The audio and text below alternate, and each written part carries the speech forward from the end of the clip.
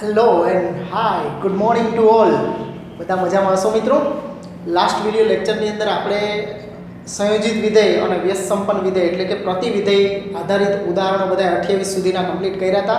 I hope બધાએ વ્યવસ્થિત પોતાની બુકની અંદર નોંધી અને કમ્પ્લીટ કરી લીધું હશે કામ. પ્રેક્ટિસ પણ એક વખત કરી લીધી હશે. હવે આજે મિત્રો આપણે સ્વાધ્યાય 1.3માં આગળ વધવાના છીએ. જે થિયરી જોઈ ગયા આપણે સંયોજિત વિધેય અને પ્રતિ વિધેયની, એ જ કામ આની અંદર સ્વાધ્યાયમાં કરવાનું છે. રકમ બદલતી જશે અને એ જ કોન્સેપ્ટ લગાડતો જવાનો છે મિત્રો. તો ચાલો કરીએ સ્ટાર્ટ. સ્વાધ્યાય 1.3નો પહેલો દાખલો છે. ધારો કે f ફ્રોમ 1 3 4 થી 1 to 5 નું વિધેય છે અને g ફ્રોમ 1 to 5 થી 1 3 નું વિધેય છે. એટલે કે આને a કયો ને આને b કયો તો a થી b અને b થી આને c કયો તો b થી c નું, a થી b અને b થી c નું વિધેય છે. એ વ્યાખ્યાયિત પણ આ રીતે કરીને આપ્યું છે આપણને. f માં ક્રમિક જોડનો ગણ એક્સિયામ 1 મૂકો ત્યારે એનો વાયમ 2 મળે, એક્સિયામ 3 હોય ત્યારે વાયમ કયો કે f ઓફ x નું મૂલ્ય કયો બંને એક જ કહેવાય. એટલે 3 લ્યો ત્યારે 5 સાથે કનેક્ટ થાય, 4 છે 1 સાથે કનેક્ટ થાય. એમ g વિધેય છે 1 છે 3 સાથે, 2 છે 3 સાથે, 5 છે 1 સાથે કનેક્ટ થાય છે. તો દ્વારા વ્યાખ્યાયિત વિધેય હોય તો g ઓફ f, અહીંયા g ઓફ f નું સંયોજન શક્ય બનશે કારણ કે a થી b અને b થી c છે. તો g ઓફ f a થી c નું વિધેય થશે આ રીતે. તો લઈએ આપણે g of f from a એટલે કે 1 3 4 થી, એટલે કે g ઓફ f વ્યાખ્યાયિત કરી ત્યારે f ના પ્રદેશથી g ના સહપ્રદેશનું વિધેય બનશે એટલે થી 1 3. ઓકે, હવે g ઓફ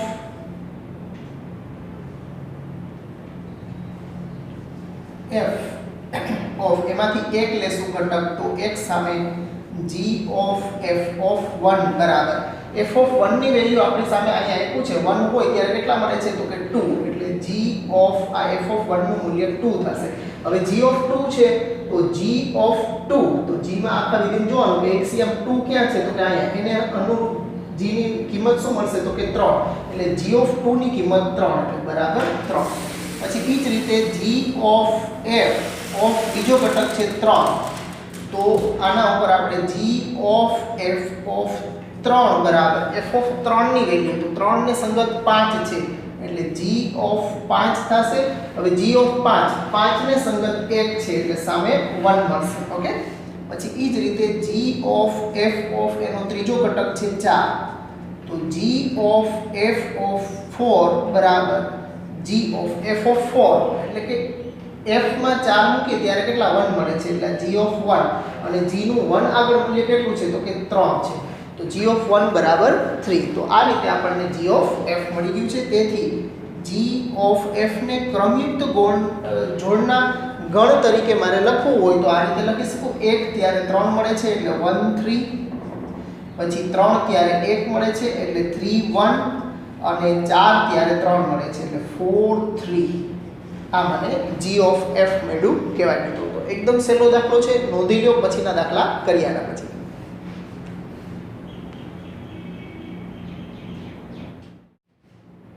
ચાલો મિત્રો, પછીનો બીજો દાખલો છે. જો દાખલા એકદમ હળવા છે, કદાચ તમે દરેક રેફરન્સમાં જુઓ તો થોડું બધે અલગ જોવા પડે, પણ તમને જે હું આપીશ એ બેસ્ટમાં બેસ્ટ અને સૌથી મજાનું હશે એવું આપીશ મિત્રો. ઓકે, એટલે તમારે એક જ બાબત ઉપર છે એ જે કાંઈ પણ અહીં લખીએ છીએ એના ઉપર તમારે પૂરો ટ્રસ્ટ રાખીને કામ કરવાનું મિત્રો. કારણ કે બાકી બધે તમે જોતા રહેશો તો બધું અલગ થોડું તો બધે જ તમને દેખાશે, પણ હું જે તમને અહીંયા ગણાવીશ એ બધું પરફેક્ટ છે, એ પૂરી માત્રામાં જેટલી જરૂરિયાત હશે એટલું જ આપીશ, વધારે નહીં કે નહીં ઓછું મિત્રો. ઓકે, એટલે અહીં ધ્યાન આપો મિત્રો. ધારો કે વિધેય f g અને h આ ત્રણેય વિધેય છે r થી r ઉપર વ્યાખ્યાયિત હોય એવા વિધેયો આપેલા છે. તો સાબિત કરવાનું છે અહીંયા બે વિધેયના સરવાળાનું h સાથેનું સંયોજન છે f ઓફ h, એટલે કે સરવાળો છે એ સંયોજન પર વિભાજનીય છે એવું આપણે સાબિત કરવાનું છે. એટલે f of h plus g of h થાય છે અને ગુણાકાર પણ સંયોજન પર વિભાજ્ય છે એવું આપણે બતાવવાનું છે. તો બતાવી દઈએ આપણે. તો એના માટે ઓકે, અહીંયા બધા વિધેય છે, આ ત્રણ વિધેય r થી r ઉપર છે એટલે એના તમામ પ્રકારના સરવાળા પણ r થી r ઉપર થાય, ગુણાકાર પણ r થી ઉપર, સંયોજન પણ r થી r ઉપર જ વ્યાખ્યાયિત થાય. તો આપણે લેફ્ટ હેન્ડ સાઈડ લઈ અને રાઈટ હેન્ડ સાઈડ તરફ જાશું મિત્રો. તો પહેલા આપણે લઈ f + g of h of x બરાબર. હવે આ ઓફ દૂર કરશું એટલે h સાથે h લેશું એટલે f plus g of h of x. હવે h ઓફ x છે f અને g સાથે આપીએ તો f of h of x plus g of h of x. આ રીતે. તો હવે અહીંથી ફરી પાછો ઓફ દૂર કરીને આપણે f ઓફ લખવું છે એટલે f of h of x plus g of h of x. Okay, તો આ થઈ ગયું સાબિત મિત્રો. તેથી આપણે લખી શકીએ કે f plus g of h બરાબર f of h plus g of h. Okay, બહુ સિમ્પલ છે મિત્રો, એકદમ સહેલું છે. હવે ગુણાકાર માટે બાજુમાં બતાવી દઈએ આપણે. તથા f into g of h of x બરાબર. હવે આ ઓફ છે એ દૂર કરશું એટલે કાઉન્સ આવી જશે. તો f into g of h of x બરાબર. ગુણાકાર સાથે લેશું એટલે f of h of x into g of h of x બરાબર. આની ફરી પાછો ઓફ દાખલ કરી દઈએ f of h of x into g of h of x. Okay, એકદમ સિમ્પલ છે. ખાલી ઓફ ઓફ કાઉન્સ કરતા જવાના છે, છૂટું પાડતું જવાનું છે, બીજું કાંઈ છે નહીં. તો આ આપણે જોતું હતું એ મળી ગયું છે. તેથી આપણે કહી શકીએ કે f into g of h બરાબર f of h into g of જે આપણે સાબિત કરવાનું હતું એ સાબિત થઈ ગયું છે. તો એકદમ સહેલા પરિણામો છે બે, નોંધી લો મિત્રો.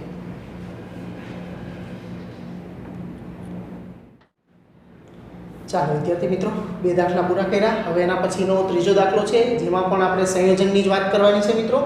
g of f અને f of g મતલબ g નું f સાથેનું સંયોજન અને f નું g સાથેનું સંયોજન મેળવવાનું છે.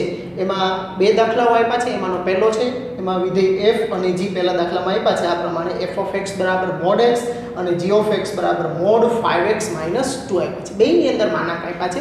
આપણે બહુ સિમ્પલ છે. g of f અને f of g મેળવવા માટે તમારે એની અંદર એ વિધેયો છે જ્યાં x આવતો હોય અહીંયા આખે આખું પદ મૂકી દેવાનું હોય છે. બહુ સિમ્પલ છે. જોઈએ આપણે પહેલા g of f of x બરાબર g of f of x બરાબર g of f of x શું છે તો કે mod x. લઈ લ્યો f of x ની જગ્યાએ mod x. હવે આ mod x ઉપર g વિધેય લગાડવાનું એટલે g વિધેયની અંદર જ્યાં ચલ x આવે છે ત્યાં આપણે આ mod x, જેમાં અહીંયા x છે તો અહીંયા 5x માઈનસ અહીંયા અંદર હોય ત્યાં x અહીંયા આવે છે તો અહીંયા g ની અંદર mod x છે તો આ mod x ને x ની જગ્યાએ, બાકી બધું એમને રાખવાનું, કોઈને કાંઈ બોલાવવાની જરૂર નથી. તો બરાબર mod 5 into mod x minus 2. Okay, આ mod x છે તો બહારનો mod દૂર થઈ શકે નહીં. ઓકે, આ તો આના ગુણકમાં એકલાના ગુણકમાં છે. તો આ g of f of x આપણને મળ્યું. હવે આપણે જોઈએ છીએ f of g તથા f of g of x બરાબર f of g of x બરાબર f of g of x છે આખું આ મૂકી દઈએ આપણે mod 5x minus 2 અને એના ઉપર વિધેય f લગાડવાનું છે. એટલે કે f ની અંદર જ્યાં x આવે છે ત્યાં આ આખે આખો માનાંક સહિત પદ મૂકવાનું અને એનોય પાછો માનાંક થશે એટલે mod of mod 5x minus 2 અને એનોય માનાંક. હવે બે આખા પદને બે વખત માનાંક લખવાની જરૂર રહેતી નથી. બે વખત લખો કે એક વખત લખો, માનાંકનું કામ શું તો કે ઋણ સંખ્યાને ધન સંખ્યામાં ફેરવવાનું. તો એકવાર લખો કે બે વાર લખો, કાંઈ બે વાર લખવાથી એને કાંઈ ફેર પડતો નથી. એટલે એક જ વાર આપણે લખશું એટલે mod of 5x minus 2 એક વખત કાઢી નાખશું. તો આ રીતે g of f અને f of g આપેલા બે વિધેયો માટે આપણે મેળવી ગયા છે. એવું જ હવે બીજા દાખલાની અંદર f of x બરાબર આપ્યા છે 8x³ અને g of x બરાબર આપ્યા છે x નું ઘનમૂળ. x ની 1/3 ઘાત એટલે x નું ઘનમૂળ, x ની 1/2 ઘાત x નું વર્ગમૂળ, x ની 1/4 ઘાત x નું ચતુર્થમૂળ કહેવાય. તો લઈએ આપણે g of f of x બરાબર g of f of x બરાબર g of f of x ની જગ્યાએ મૂકીએ તો 8x ઘન અને 8x ઘનમાં આ x છે એની જગ્યાએ આપણે 8x ઘન અને એનું ઘનમૂળ થશે એટલે 8x ઘન અને એની 1/3 ઘાત 8 નું ઘનમૂળ 2 થાય અને ઘન અને ઘનમૂળ કેન્સલ થશે એટલે ખાલી x વધશે 8x ઘનનું ઘનમૂળ 2x થશે તથા હવે f of g મેળવીએ તો f of g of x બરાબર f of g of x બરાબર f of g of x છે x નું ઘનમૂળ અને એના ઉપર વિધેય f લગાડવાનું એટલે કે x આવે છે અહીંયા x નું ઘનમૂળ મૂકવાનું એનો ઘન થશે એટલે 8 x ની 1/3 ઘાત અને એનો ઘન એટલે ઘન અને ઘનમૂળ કેન્સલ થશે એટલે આ થશે 8x તો છે ને બે દાખલા સંયોજન વાળા સહેલા એકદમ ઓકે નોંધી લ્યો મિત્રો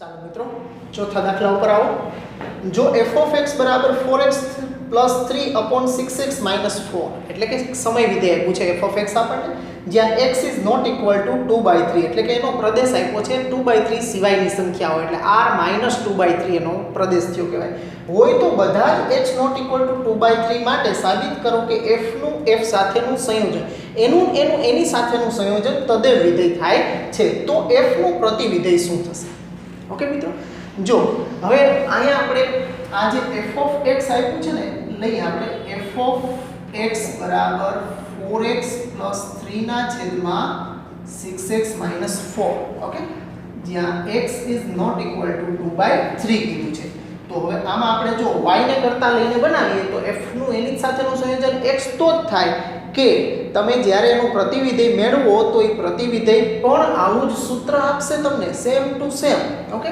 આવી સ્થિતિની અંદર ઈ પોતે વિધેય છે ઈ જ એનું પ્રતિવિધેય બનતું હોય છે ઓકે એટલે પહેલા હું y લઈ અને તમને કરતા બનાવી દઉં x ને 6x આ 4x + 3 ના છેદમાં 6x - 4 આ 6x - 4 ને y સાથે ગુણશું એટલે 6xy - 4y બરાબર 4x + 3 તો આ 6xy ઓલા 4x આ બાજુ લઈને એટલે -4x ના 4y સામે જવા દે એટલે 4y + 3 તો બેયમાંથી x સામાન્ય એટલે 6y - 4 બરાબર 4y + 3 તો x બરાબર હવે અહીં 6y - 4 પણ છેદમાં તો જ લઈ જઈ શકીએ કે જો y is not equal to 2/3 હોય તો આ થશે 4y + 3 ના છેદમાં 6y - 4 જ્યાં y is not equal to 2/3 એનો મતલબ એવો થયો કે તેથી f from r - 2/3 થી r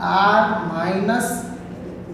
2/3 નું વિધેય થયું ઓકે એનો પ્રદેશ અને પ્રદેશ તો આપણને અહીં કીધું તો x not equal to 2/3 એટલે 2/3 સિવાયની બધી સંખ્યાઓ એના પ્રદેશમાં લઈ શકીએ કારણ કે 2/3 લઈ તો છેદ શૂન્ય થઈ જાય તો વિધેયનું મૂલ્ય અવ્યાખ્યાયિત થઈ જાય જો વિધેયનું મૂલ્ય જ અવ્યાખ્યાયિત થઈ જાય તો એ વિધેય જ ન થાય એટલે કારણ કે ઘટક જે 2/3 મૂકો છો x એના ગણ a ની અંદર x યામ એનો 2/3 હોય હવે 2/3 માટે y યામ અવ્યાખ્યાયિત સામે કોઈ સંખ્યા જ ન હોય એના સહપ્રદેશમાંથી જોડી શકો અવ્યાખ્યાયિત કોઈ સંખ્યા છે જ નહીં એટલે અવ્યાખ્યાયિત મૂલ્ય આવે ત્યારે વિધેય બનતું નથી મિત્રો ઓકે તો આ રીતે આપણે y ને કરતા x ને કરતા બરાબર f of x બરાબર y લઈ અને ધીમે ધીમે આપણે x ને કરતા બનાવ્યો તો તમે જોઈ શકશો કે f of x અને આ જે મળ્યું છે ઈ g of y મળ્યું છે તો g of y એનું પ્રતિવિધેયનું સૂત્ર મળ્યું કહેવાય તો આ સૂત્ર પણ એના જેવું જ મળ્યું છે તો એમાં પણ 6y - 4 છે એટલે y બરાબર 2/3 ન લઈ શકીએ તો આ વિધેય f from r - 2/3 થી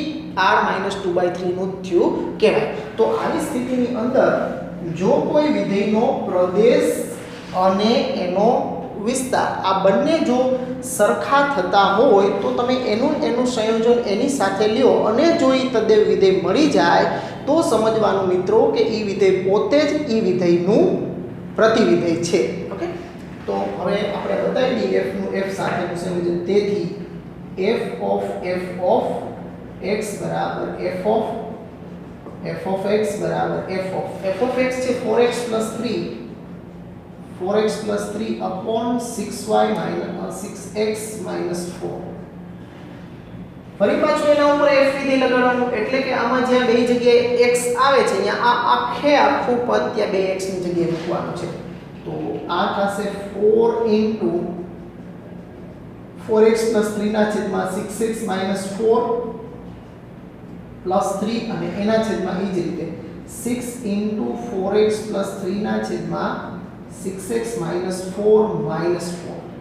ચાલો હવે લસા લઈ લઈએ તો 4 છે એ અંશ સાથે ગુણી અને છેદ છે એ 3 સાથે ગુણી દેશું એમ છેદમાં પણ 6 છે એ અંશ સાથે ગુણી દેશું અને આ છેદ છે એ 4 -4 સાથે ગુણી દેશું તો આ ચોકે ચોકે 16x વત્તા 4 તેરી 12 વત્તા 6 તેરી 18x -12 એવી જ રીતે છેદમાં 6 ચોક 24x વત્તા 6 તેરી 18 અને છેદ સામે પૂછવું એટલે -6 ચોક 24x ને માઈનસ માઈનસ પ્લસ ચોકે ચોકે 16 તો અંશમાં મિત્રો જોશો તો 12 કેન્સલ થઈ જશે અને છેદમાં 24x પ્લસ માઈનસ છે એટલે કેન્સલ થઈ જશે હવે વધ્યું 16 અને 18 ઓકે 8 ને છે 14 એટલે આ 34x અને છેદમાં પણ 18 અને 16 એટલે આ 34 તો બરાબર x તો આ આપણને f of x બરાબર x મળી ગયું એટલે કે તદેવ વિધેય મળી ગયું જો કોઈ વિધેયનું એની જ સાથેનું સંયોજન તમને તદેવ વિધેય મળી જાય પણ ખાસ ઈ જોવાનું છે પ્રદેશ ને સહપ્રદેશ સરખા હોય ત્યારે લઈ શકો બાકીના કિસ્સામાં નથી લેવાનું ઓકે જ્યારે f of x નું સંયોજન એની સાથે લઈ અને જો ઈ તદેવ વિધેય મળી જાય તો આ વિધેયનું પ્રતિવિધેય ઈ પોતે જ થશે ઓકે તેથી f ઇન્વર્સ નું અસ્તિત્વ છે તથા f ઇન્વર્સ બરાબર f જ થાય ઓકે એટલે f અને f ઇન્વર્સ બે સરખા જ થશે આ મિત્રો એટલે f ઇન્વર્સ ઓફ x માટે લખો તો પણ આ જ સૂત્ર થશે મિત્રો તો એકદમ સહેલો દાખલો નોંધી લો મિત્રો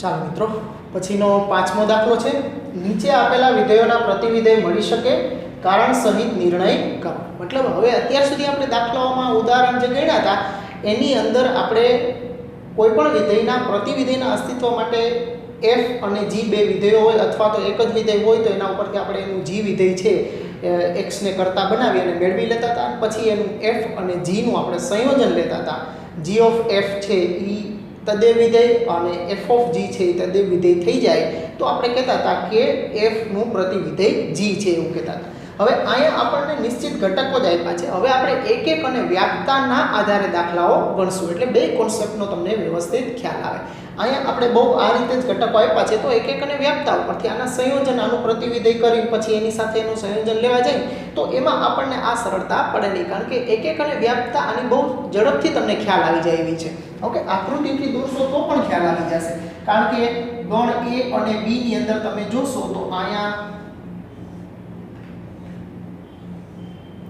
1 2 3 અને 4 ઘટકો છે 1 થી 4 ઘટકો છે ગણ a માં આના a અને આને b કહે હવે આ 4 ઘટકો સામે છે ખાલી 10 તો 1 10 2 10 3 10 અને 4 10 આ બધી સંખ્યાઓ 10 સાથે કનેક્ટ થાય છે એનો મતલબ આ વિધેય એક એક તો છે જ નહીં વ્યાપ્ત થશે પણ એક એક છે નહીં ઓકે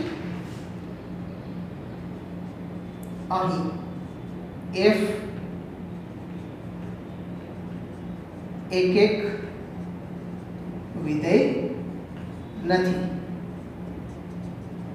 કારણ કે ખાલી એક કારણ આપશો તો પણ પૂરતું છે 1 is not equal to 2 implies f of 1 is equal to f of 2 is equal to 10 એક અને બે સરખા નથી પણ એના બેના મૂલ્ય છે એ 10 જ સમાન મળે છે એટલે આ એક એક નથી તેથી f નું પ્રતિવિધેય ન મળે અથવા તો f ઇન્વર્સ નું અસ્તિત્વ નથી ઓકે એના પછી બીજું છે બીજાની અંદર આપણે એમાં પણ ગણ a અને b આ રીતે આપણે દર્શાવી દેશું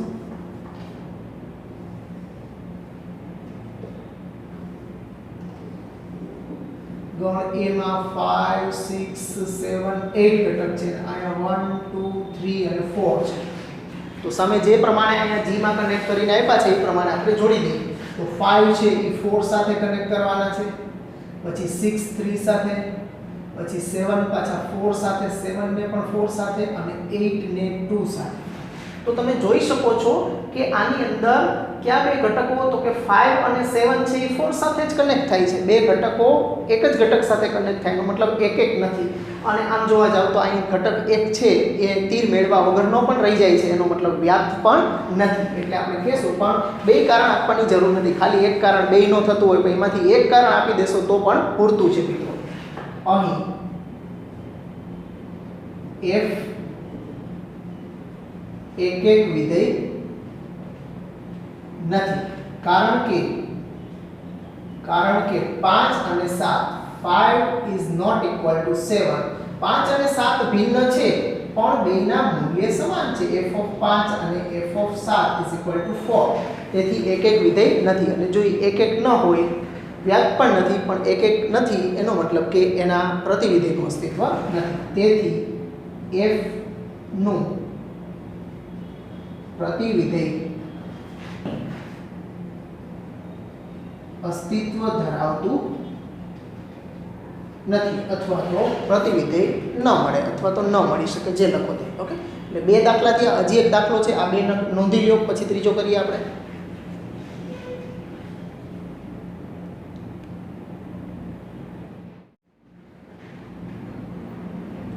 ચાલો, એમાં ત્રીજો દાખલો છે.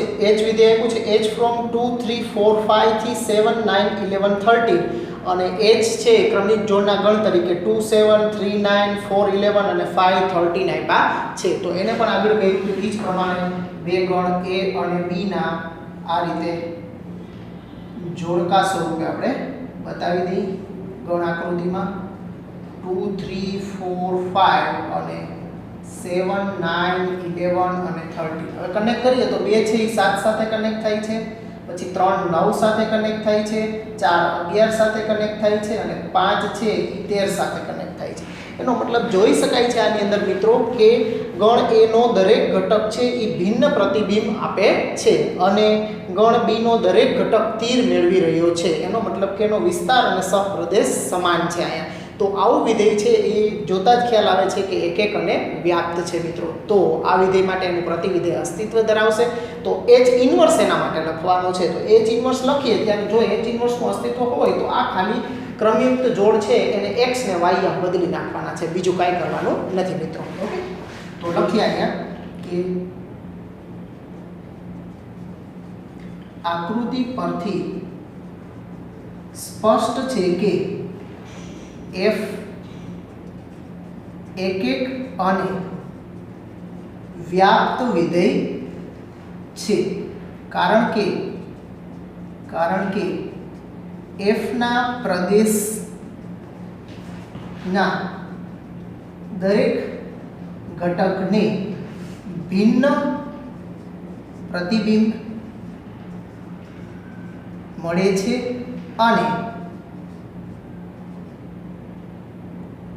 f h વિધેય છે h અને h નો સહપ્રદેશ અને વિસ્તાર પણ સમાન છે. એટલા માટે એક અને વ્યાપ્ત છે મિત્રો. તો તેથી h ઇન્વર્સ નું અસ્તિત્વ છે. તો h ઇન્વર્સ ફ્રોમ ક્યાંથી ક્યાં, તો કે આ પ્રદેશ સહપ્રદેશ બદલી નાખવાના. h ઇન્વર્સ 7 9 11 13 થી 2 3 4 5 અને તેથી h ઇન્વર્સ બરાબર ક્રમિક જોડ છે એને પણ બદલાવી નાખો. 7 2 9 3 11 4 અને 13 5. ઓકે, તો આ રીતે આપણને h ઇન્વર્સ મળે છે મિત્રો. તો એકદમ સહેલું છે મિત્રો, નોંધી લ્યો. પછીનો દાખલો કરીએ આપણે. ચાલો મિત્રો, પછીના દાખલા નંબર 6 ઉપર આવો. વિધેય f ફ્રોમ સૌનું અંતરાલ -1 થી r પર વ્યાખ્યાયિત હોય એવું વિધેય f ઓફ x આપ્યું છે. x બાય x પ્લસ 2 દ્વારા વ્યાખ્યાયિત વિધેય 1 છે એવું સાબિત કરવાનું છે આપણે. અને એના પછી એમ કીધું છે કે વિધેય f ફ્રોમ -1 થી 1 થી f નો વિસ્તાર. ઓકે, જો અહીંયા શું હતું, r મેં તમને કીધું હતું કે આ સમય વિધેય છે, અંશમાં અને છેદમાં સુરેખ બહુપદી છે. જો સમય વિધેય આવતું હોય, અંશમાં અને છેદમાં સુરેખ બહુપદી હોય, સમય વિધેય હોય અને જો એનો સહપ્રદેશ r હોય તો ક્યારેય વ્યાપ્ત હોતું નથી મિત્રો. એટલા માટે જ અહીંયા એણે ફરી પાછું કીધું કે -1 થી 1 f નો અહીંયા r ને બદલે તમે f નો વિસ્તાર લો. વિસ્તાર લઈ એટલે શું થઈ જાય, એ વ્યાપ્ત ન હોય એના બદલે હવે વ્યાપ્ત થવા માંડશે. એટલે આ વ્યાપ્ત થઈ જાય તો હવે આ વિધેય માટે એનું પ્રતિવિધેય શું થશે એ મેળવવાનું છે. મતલબ કે x ને કરતા બનાવી દઈશું, f ઓફ x ની જગ્યાએ y લઈ અને આમાંથી x ને કરતા બનાવી દઈશું અને એ જે મળશે એ આપણને f ઇન્વર્સ ઓફ y મળશે. ચાલો મેળવીએ. તો f ફ્રોમ -1 to r અને f of x બરાબર x upon x plus 2 છે. પહેલા આ વિધેય 1 છે એવું આપણે બતાવીએ. તો 1 છે એવું બતાવવા માટે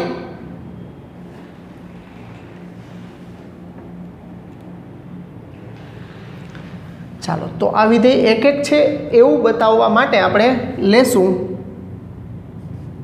પ્રત્યેક x1 x2 બિલોંગ્સ ટુ સૌરું તંત્ર એના પ્રદેશમાંથી બે ઘટકો લઈ માટે f of x1 બરાબર f of x2 એમ્પ્લાઇઝ f of x1 આમાં મૂકશું એટલે x1 ના છેદમાં x1 પ્લસ 2 બરાબર x2 મૂકશું તો x2 ના છેદમાં x2 પ્લસ 2 એમ્પ્લાઇઝ આનો ક્રોસ ગુણાકાર કરશું એટલે x1 into x2 plus 2x1 બરાબર એ જ રીતે આને સામે ગુણી દેશું તો x1 x2 પ્લસ 2x2 તો બે બાજુથી x1 x2 કેન્સલ થશે તો વધશે 2x1 બરાબર 2x2 એમ્પ્લાઇઝ x1 બરાબર x2 બે બાજુથી બે પણ કેન્સલ કરો એટલે x1 બરાબર x2 મળી ગયા છે. તો વિધેય કેવું થયું મિત્રો 1 તેથી f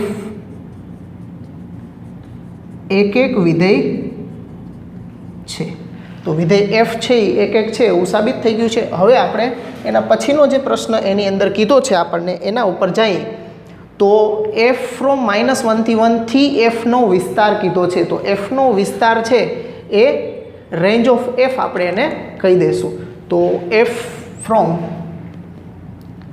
-1 થી 1 થી રેન્જ ઓફ f અહીંયા આપણે f નો વિસ્તાર એટલે રેન્જ ઓફ f કહી દઈએ છીએ. રેન્જ ઓફ f એ વ્યાપ્ત વિધેય છે કારણ કે સહપ્રદેશ બરાબર વિસ્તાર છે. ઓકે, સહપ્રદેશની જગ્યાએ જેનો વિસ્તાર છે એટલા માટે એ વિધેય વ્યાપ્ત છે. તો 1 અને વ્યાપ્ત થઈ જાય તો f ઇન્વર્સનું અસ્તિત્વ છે. તેથી f ઇન્વર્સનું f 1 અને વ્યાપ્ત વિધેય હોવાથી f ઇન્વર્સનું અસ્તિત્વ છે. હવે f ઓફ x બરાબર આમાંથી આપણે x ને કરતા બનાવવા માટે f ઓફ x બરાબર x અપોન x પ્લસ 2 અને y લઈ લઈ તો y બરાબર x અપોન x પ્લસ 2 આ સામે ગુણી દેશું તો xy પ્લસ 2y બરાબર x વાળું પદ આ બાજુ લઈ લઈ તો xy માઇનસ x બરાબર આને સામે જવા દેશું તો માઇનસ 2y તો x કોમન કાઢીએ એટલે y માઇનસ 1 બરાબર માઇનસ 2y તો x બરાબર આને છેદમાં લઈ જશું એટલે માઇનસ 2y ના છેદમાં y માઇનસ 1 તો x બરાબર માઇનસ નિશાની પણ અંદર આપી દઉં તો 2y ના છેદમાં નીચે છેદમાં આપીશ તો 1 અને y છે એ ઇન્ટરચેન્જ થઈ જશે એટલે આ 1 માઇનસ y જ્યાં y is not equal to 1 થશે. ઓકે, y બરાબર 1 લઈ શકાય નહીં. તો આ જે મળ્યું આપણને એ f ઇન્વર્સ ઓફ y થયું કહેવાય. તેથી અહીંયા લખી દઉં છું. તેથી f ઇન્વર્સ ફ્રોમ હવે f ઇન્વર્સ લઈ એટલે આ બે ઇન્ટરચેન્જ થઈ જશે. f inverse from range of f થી -1 થી 1 એફ ઇન્વર્સ ઓફ વાય, કારણ કે આ વાયના ચલમાં છે એટલે આપણે એક્સ એટલે એફ ઇન્વર્સ વાય જ થાય. એફ ઇન્વર્સ ઓફ વાય બરાબર 2y/1 - y. આ એનું પ્રતિવિધેય થયું મિત્રો. ઓકે, તો નોંધી લ્યો મિત્રો આ દાખલાને પણ.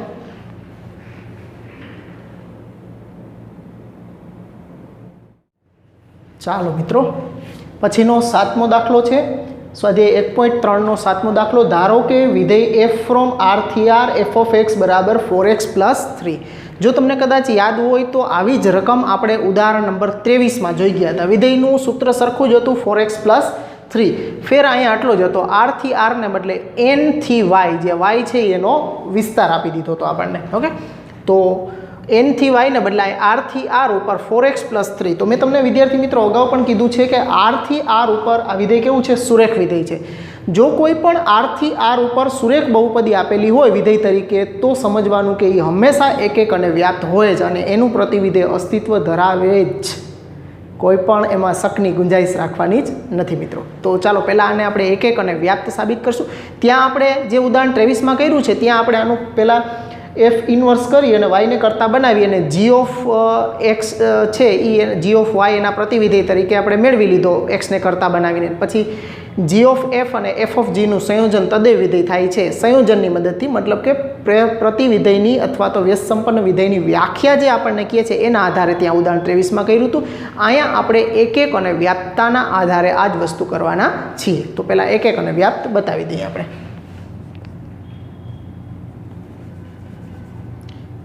એફ ફ્રોમ આર થી આર, પહેલાં હંમેશા વિધેય જે કાંઈ પણ આપ્યું હોય એ આપણે લખવાનું, જવાબ લખતા હોય ત્યારે. એટલે એફ ફ્રોમ આર થી આર એફ ઓફ એક્સ બરાબર 4x + 3. હવે પહેલાં એક બતાવશું આપણે. તો એક માટે પ્રત્યેક x1 x2 બિલોંગ્સ ટુ એનો પ્રદેશ r માટે એફ ઓફ x1 બરાબર એફ ઓફ x2 એમ્પ્લાઇઝ, આમાં પહેલાં x1 મૂકશું એટલે 4x1 + 3 બરાબર, હવે x2 મૂકશું એટલે 4x2 + 3. તો બહુ સિમ્પલ છે મિત્રો. પહેલાં 3 કેન્સલ કરશું એટલે 4x1 બરાબર 4x2, અને પછી બે બાજુથી 4 પણ કેન્સલ કરશો એટલે x1 બરાબર x2 મળી જશે. એનો મતલબ કે એક છે. ઓકે, તેથી f એક છે. ચાલો, એક થઈ ગયું. હવે વ્યાપ્તતા માટે એફ ઓફ એક્સનું સૂત્ર લેવાનું. સુરેખ સમીકરણ આપેલું હોય ત્યારે સૂત્ર લઈએ આપણે, અને એમાં એફ ઓફ એક્સની જગ્યાએ વાય મૂકી અને એક્સને કરતાં બનાવવાનો. એક્સને કરતાં બનાવીશ એટલે એક્સ બરાબર પહેલાં +3 સામે જશે એટલે વાય -3, અને પછી ગુણાકારમાં હોય ભાગાકારમાં જાય એટલે /4. હવે આ પદ જે તમે કરતાં બનાવો છો એ પદ બિલોંગ્સ ટુ એના પ્રદેશને હોવું જરૂરી છે. ઇઝ બિલોંગ્સ ટુ આર છે તો આ વસ્તુ પોસિબલ છે. જો અહીંયા એ બિલોંગ્સ ટુ એના પ્રદેશને નહીં થાય તો આપણે અહીંથી જ અટકી જવાનું છે. આમ કરતાં બની જાય એનો મતલબ એવો નહીં કે વ્યાપ્ત થઈ ગયું કહેવાય. એ કરતાં બનાવો પછી એના વિસ્તારમાં એનું પ્રદેશમાં એનું અસ્તિત્વ છે તો જ એ વસ્તુ પોસિબલ છે, નહીં તો નથી રહેવાની એ વસ્તુ. ઓકે, તો ઇઝ બિલોંગ્સ ટુ આર છે. તો તેથી પ્રત્યેક વાય બિલોંગ્સ ટુ આર માટે, અહીંયા આર છે એના સહપ્રદેશના આરની વાત થાય છે, એના સહપ્રદેશના પ્રત્યેક વાય માટે એવો કોઈક એક્સ બિલોંગ્સ ટુ આર પ્રદેશમાંથી મળે છે કે જેથી એફ ઓફ એક્સ બરાબર એફ ઓફ એક્સની જગ્યાએ આ મૂકી દેવાનું y -3/4 બરાબર. હવે આ y -3/4 છે એ મૂળ જે સૂત્ર છે એમાં એક્સની જગ્યાએ મૂકી દેવાનું એટલે 4 × y -3/4 -3.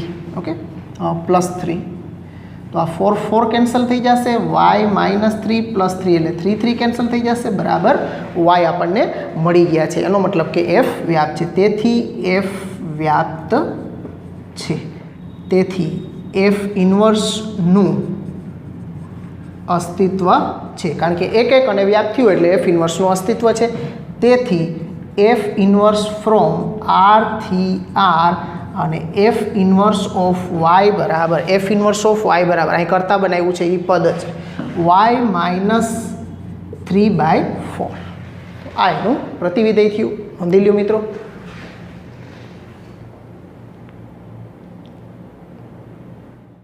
ચાલો મિત્રો એક દાખલો કરી નાખીએ. ઓકે, ચાલો.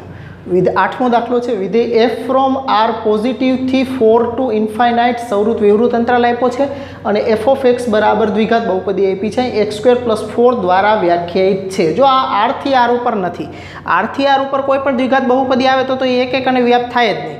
પણ અહીંયા આર પોઝિટિવથી 4 ટુ ઇન્ફાઇનાઇટ આપી છે. સાબિત કરો કે એફ વ્યસ્ત સંપન્ન છે. તો આવા વ્યાખ્યાયિત વિધેય માટે એ વ્યસ્ત સંપન્ન છે એવું સાબિત કરવાનું છે અને એફ નું પ્રતિવિધેય એફ ઇન્વર્સ ઓફ વાય બરાબર √y - 4 દ્વારા દર્શાવાય છે એવું આપણે બતાવવાનું છે. અને અત્રે આર પોઝિટિવ, જો અહીંયા આર પોઝિટિવ એટલે આપણે શું સમજીએ? આર પોઝિટિવનો મતલબ થાય ધન વાસ્તવિક સંખ્યાઓનો ગણ, જેમાં શૂન્ય ન આવે અને ઋણ ન આવે. પણ અહીંયા એણે ચોખવટ કરીને આપી દીધી છે, એટલે કે અત્રે આર પોઝિટિવ એ તમામ અનઋણ, આ શબ્દો ઉપર ખાસ ધ્યાન રાખજો, અનઋણ વાસ્તવિક સંખ્યાઓનો ગણ છે.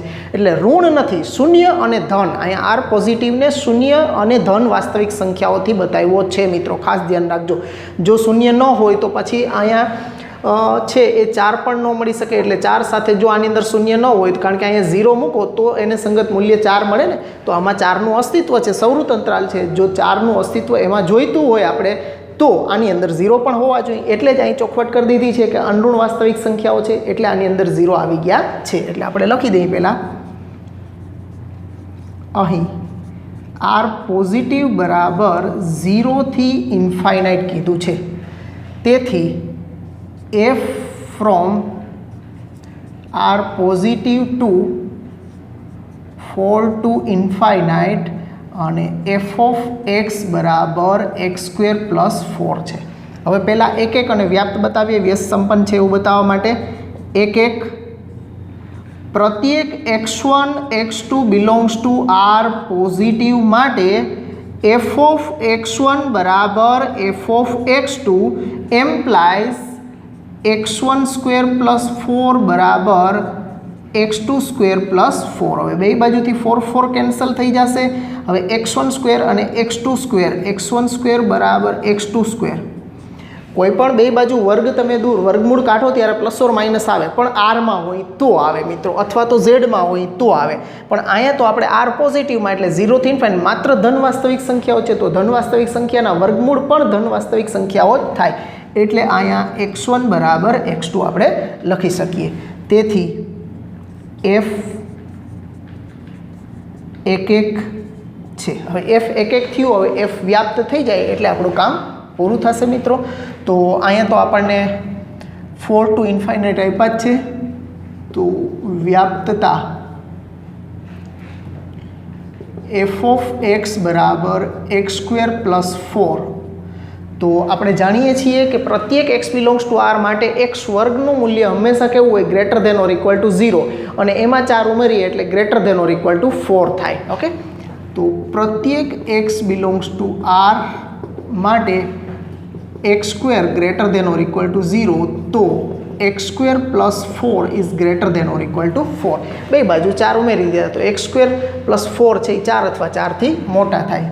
તેથી રેન્જ ઓફ એફ બરાબર 4 થી આમ 4 અથવા 4થી મોટા એટલે અનંત સુધી, એટલે 4 ટુ ઇન્ફાઇનાઇટ આ એનો વિસ્તાર થયો. તો વિસ્તાર અને સહપ્રદેશ સમાન છે. તેથી રેન્જ ઓફ એફ બરાબર સહપ્રદેશ. તેથી એફ વ્યાપ્ત વિધેય છે. તેથી એફ એ વ્યસ્ત સંપન્ન વિધેય છે, એટલે કે પ્રતિવિધેય મળી શકે એવું વિધેય છે. હવે વ્યસ્ત સંપન્ન છે એટલે તેથી એફ ઓફ એક્સ બરાબર x² + 4, આની જગ્યાએ આપણે y મૂકી દઈએ તો y બરાબર x² + 4, તો x² બરાબર y - 4 અને વર્ગમૂળ કાઢીએ એટલે x બરાબર √y - 4 થશે. તેથી એફ ઇન્વર્સ ફ્રોમ આ બેને ઇન્ટરચેન્જ કરી નાખશું આપણે. 4 ટુ ઇન્ફાઇનાઇટ થી આર પોઝિટિવ અને એફ ઇન્વર્સ ઓફ વાય બરાબર √y - 4. તો આ રીતે એનું પ્રતિવિધેય આપણને મળે છે મિત્રો. તો એકદમ મજાના એક અને વ્યાપ્તતા ઉપરથી નાના હળવા દાખલાઓ હતા મિત્રો.